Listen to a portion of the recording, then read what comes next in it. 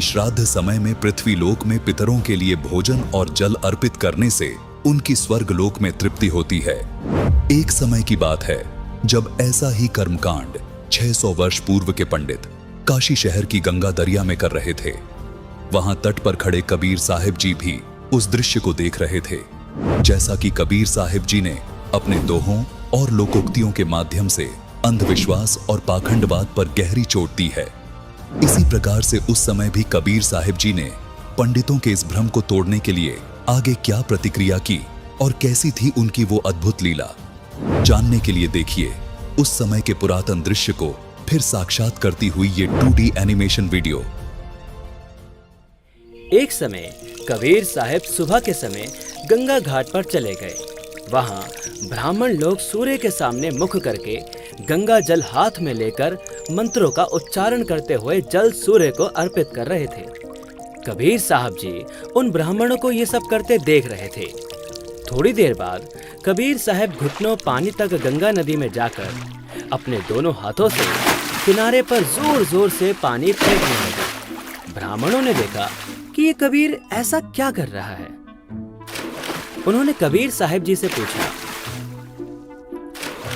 हे कबीर, तू ये क्या कर रहा है?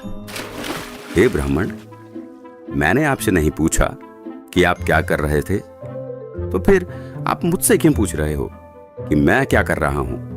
पहले आप बताइए कि आप क्या कर रहे थे। हम तो अपने भूखे प्यासे पूर्वजों को स्वर्ग में जल अर्पित कर रहे हैं।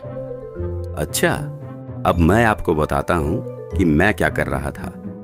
दरअसल मैंने अपनी झोपड़ी के आगे एक छोटी सी बगीची लगा रखी है। मैं उसे सींच रहा हूं। अरे भाई, तुम्हारी झोपड़ी तो यहाँ से काफी दूर है, उसे ये पानी कैसे मिलेगा?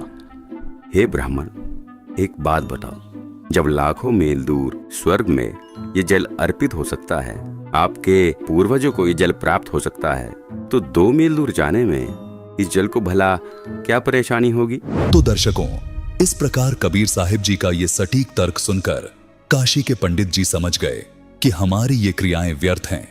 कबीर साहिब जी ने उन्हें यहाँ ये भी समझाया कि आप एक ओर तो कह रहे हैं कि आपके पितर स्वर्ग में हैं, दूसरी ओर कह रहे हैं उनको पीने का पानी नहीं मिल रहा, उनको सूर्य को अर्घ देकर जल पार्सल करते हैं। यदि स्वर्ग में पीने के पानी का ही अभाव है तो उसे स्वर्ग नहीं कह सकते, वह तो रेगिस्तान होगा। वास्तव में वे पितरगण यमराज के अधीन यमलोक रूपी कारागार में अपराधी बनाकर डाले जाते हैं। वहां पर जो निर्धारित आहार है वह सबको दिया जाता है।